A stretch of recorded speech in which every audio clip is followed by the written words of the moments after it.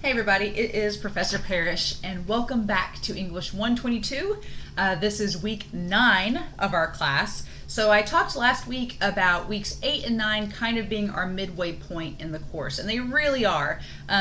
The way that this semester has worked out, normally we would have finished up poetry last week, but because of the way that the weeks work in this course this semester, I kind of decided to split it up. So you did the midterm checkup last week, and you did the midterm checkup last week just to get that out of the way. And so now we're going to talk about what's going to be due for week 9. So I'm going to go ahead and go to our course content on here and scroll down. And I'm recording this Monday, so I hope you all had a good weekend.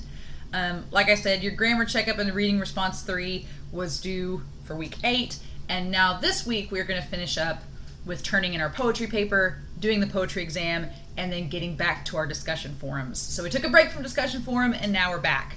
So as far as the Dropbox for paper 2 is concerned, it's the same as your fiction prose essay Dropbox. Just submit your paper by Sunday. And then the poetry exam is set up exactly the same as your prose exam. It is not timed. If I go to it right here and click on it, the exam is not timed. You can save it, you can save your progress, come back to it. I'll show you guys kind of like opening it up. It is a much shorter exam. There's only 10 questions. There's no time limit. It's out of 25 points, so you can see out to the side like where there is some multiple choice with this, there's matching, and there's a couple of short answer questions. So it's a very basic poetry exam. Mainly, I would say be very careful on the matching. Pay very close attention to your options. Matching is usually where people get mixed up on this because some of the answers are going to seem similar. So just be very careful of the wording. But otherwise, it's a very straightforward test. If you need to save progress, you click the Save Progress button. It'll timestamp it. You can exit the exam and come back to it if you need to. But I think most of you are going to be able to get, if you've got your textbook with you, most of you are going to be able to get through this exam fairly easy and fairly quickly. But it is not timed, so you can take as long as you want. But it is due Sunday as well. So go back to our course content.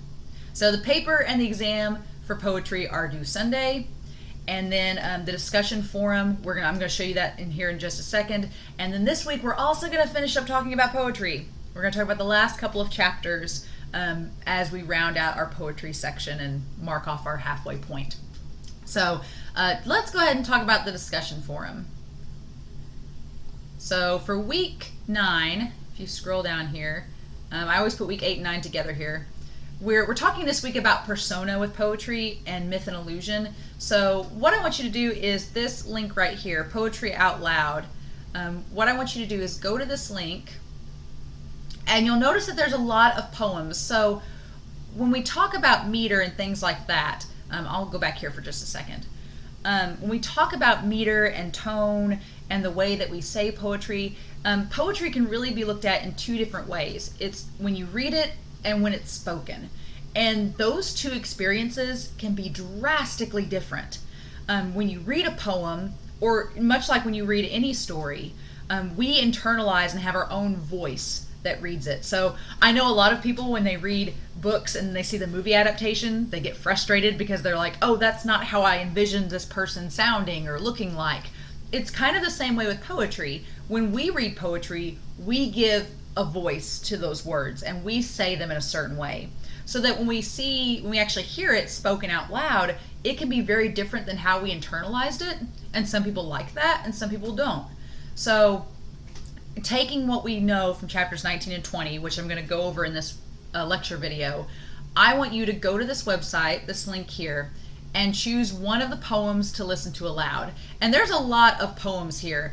Some of them are read by famous actors, like Anthony Hopkins reads a poem. If you scroll down here, you can see like Alfred Molina, Angela Lansbury. You can see, I think James Earl Jones reads some poetry on here. Yeah, James Earl Jones reads Sonnet 55. Like, you can see some famous actors reading these poems. And you can see here, they're mostly very short. They're only like 41 seconds to a minute and a half. So they're not going to take you long to read to. Now, some of them, like Fern Hill, is 3 minutes long, so you can You can choose which poem you want to read based on how long you want to listen to it. But I mean, there's not a poem on here, I think, that's over 5 minutes long. So they're pretty concise and simple. But after you listen to that poem, I want you to answer the 3 questions here. So question 1, based on chapters 19 and 20, as well as what we've read so far, how does hearing a poem differ from just reading it? Question 2, what is the poem that you chose? How would you describe its tone or its attitude, its style? And 3, would you ever consider adopting a persona for a poem that you wrote? Why would you do that?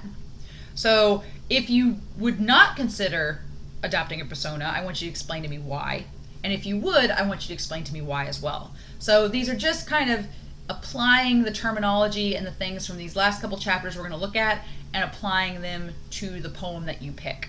So I really like this discussion forum because it gives you all a chance to pick a poem out yourself, and I'm curious to see how many of you choose the same poems, how many of you choose different ones, the reasoning for that. It should make for some really good discussion this week. But that's the discussion forum. Should be something fun and different.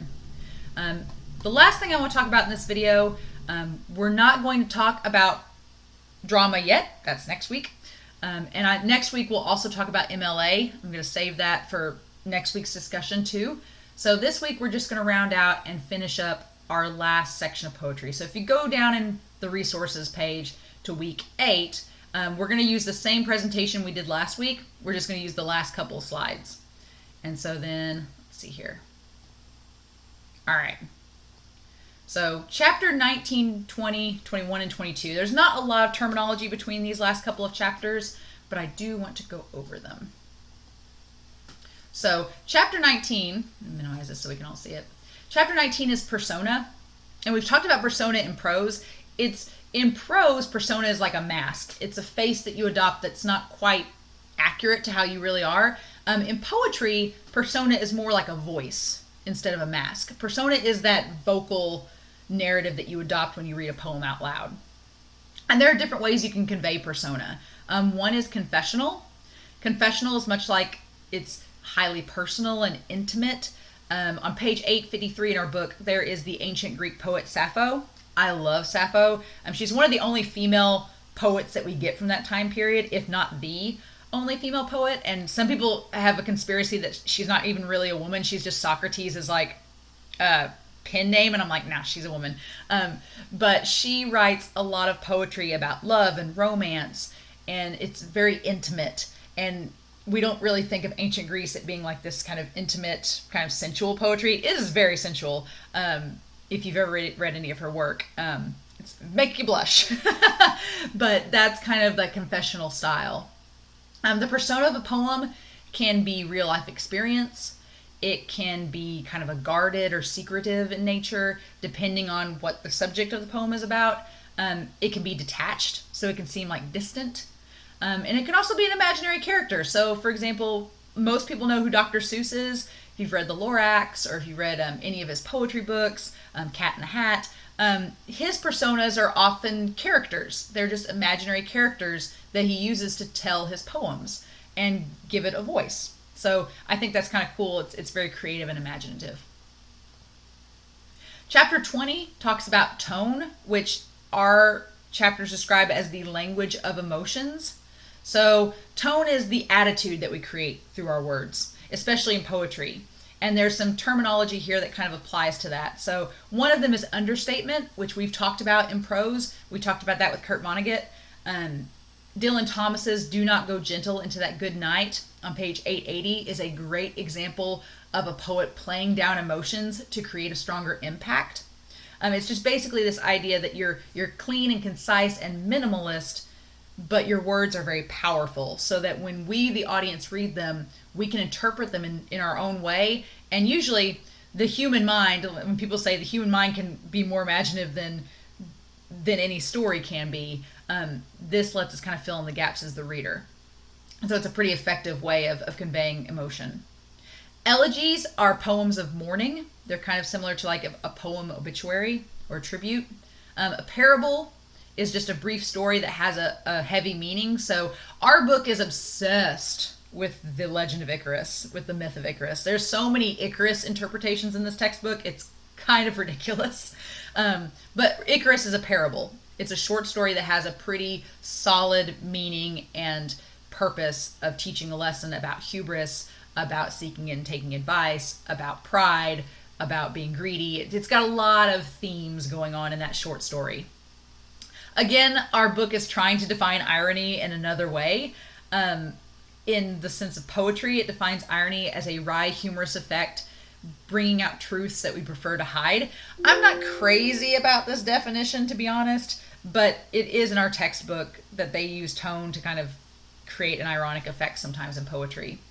And then there's the idea of paradox. And we hear the word paradox thrown around a lot. It's just a contradiction that when you think about it, you're like, oh yeah, that doesn't make sense.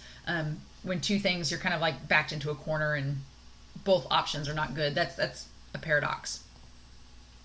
Chapter 21 is pretty short in terms of terminology. It's just about theme.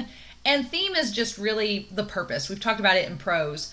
There are a couple of terms I do want to point out from poetry that apply to theme. One is abstraction, which are how we label human experience in a large, general way.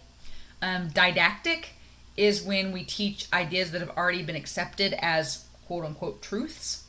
And then caricature, if you've ever gone to Holiday World or Disney World and somebody's drawn an exaggerated picture of yourself, that's a caricature. It's a comic distortion or exaggeration. So these are just kind of just terms that go along with theme. But in general, the theme of poetry and the theme of prose are pretty similar. It's just the purpose the author is trying to get out for us. And then finally, there's chapter 22. And our poetry section goes into a lot of detail with myth and allusion. I like that they call it recovered memories. I think that's a pretty cool way of saying it. Myths come from the Greek word mythos, which means tales or stories. In Greek times, they were usually about gods and goddesses that had been made up. Greek heroes, monsters, so you think of Hercules and the Hydra. You think of Apollo, Zeus. You think of all those. That's basically a myth. Rituals is a term that was made in Greek times that are about events acted out. Typically, they were among heroes, but it could also be stories of redemption. We think of rituals now as kind of rite of passage, like ceremonies to like induct someone into something. So if you think of Finding Nemo, you think of them in the fish tank when they're like, shark big hoo-ha-ha. That's like a ritual. And then archetypes, this will be on your poetry exam. An archetype is a constant generalized character in a story. Usually they're stereotyped. So some examples here, you have the hero, the damsel in distress, the monster villain. Like those are all archetypes. What is different from Greek times to now is that a lot of modern writers, because these archetypes have been so overused and so overdone, that they try to think of new ways to kind of change up the, like, what do we normally see as a damsel in distress, and to kind of flip the switch. So I always think of the early 2000s when they did Shrek. That took a lot of archetypes of the hero, the damsel in distress, the villain, and kind of turned it on its head and flipped it to where it wasn't what the audience expected. So just know what an archetype is and be able to give an example. And then finally, we talk about allusion. This is not illusion. Illusion's like a magic trick. This is allusion.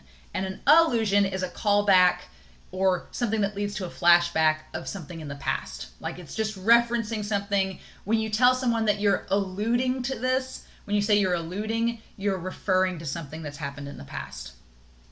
Much like an elegy, an ode is just an elaborate set of stanzas, usually for something that's more somber or solemn. It's not necessarily about mourning. An ode can be like an ode to my dog. Like it could be just a stoic poem about my dog. But it doesn't have to be sad. And then metamorphosis just means transformation, and our textbook talks about how metamorphoses are depicted in poetry. There are more glossy pages with poem-image combos starting on page 954. And then, like I said, this book is obsessed with Icarus. So you can see at the end of this chapter that they give you numerous examples of Icarus depicted through poetry, analyzed in different contexts. If you're thinking of doing something with Icarus for our final paper in the class, just make a mental note that there's a lot of examples at the end of the poetry section. But yeah, that is chapters 19 through 22 in our book. And that finishes us out on poetry. So, like I said at the beginning of the semester, obviously poetry is not everybody's cup of tea. I'm totally okay with that.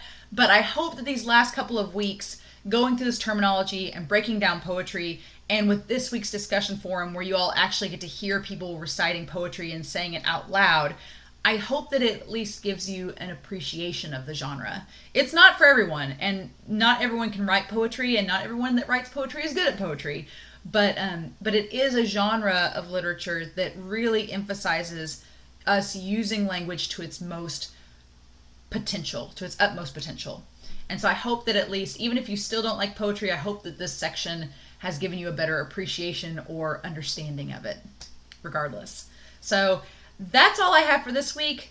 Next week in week 10, we'll talk about paper 3. We're going to talk about MLA, and we're going to start our drama section. So I'm really excited about that. But this week is kind of us taking part 2 of midterms, getting your poetry papers in, doing the exam, and then finishing up our discussion of poetry.